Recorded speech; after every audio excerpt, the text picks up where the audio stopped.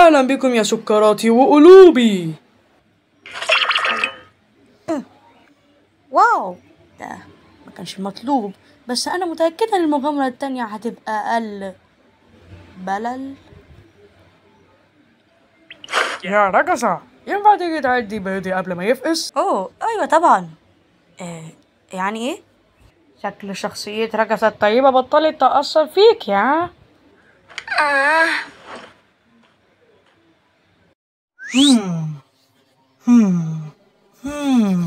شكلها كانت مغامرة السنين، ها؟ أوه زبل يا حتة الكركبة العشوائية، أنا هكسرك بالجزم. مرحب دايما بأي نقد تعليمي.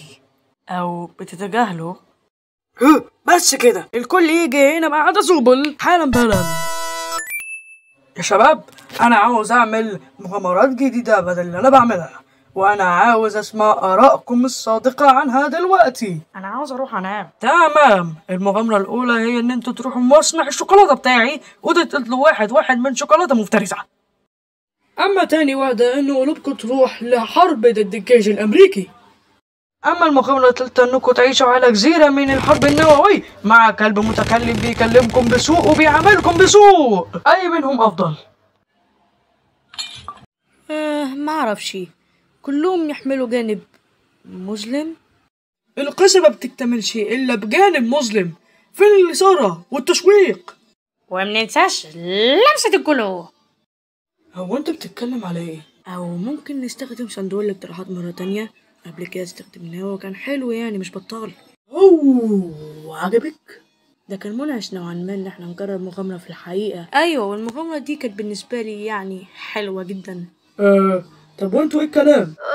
أنا لا أريد أن أقول أنني كرهت حالتي فيها، لكن قلت أمورا لا ينبغي علي أن أقولها. وأنا هقتل راكسة.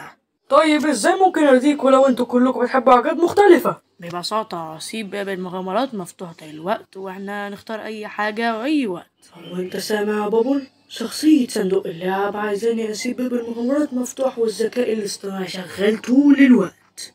إخي كوخة، هو أنا المفروض مسمعكمش كده يعني؟ اخلصي. هو أنت قفلت إيه أصلا؟ أنا ماليش بق. طيب ايه رأيكم في كده؟ احنا هنعمل جولة خاطفة، ان احنا نمر بكل الاقتراحات في صندوق الاقتراحات في وقت قصير، ولو في واحدة معجبكمش ممكن تعملوا فكرة سكيب. وإمتى؟ يعني دلوقتي؟ بالظبط، فبطلوا رقة وبطلوا كهن عشان احنا هنروح. مش احنا لسه راجعين انا من عاوز المغامرة؟ انام.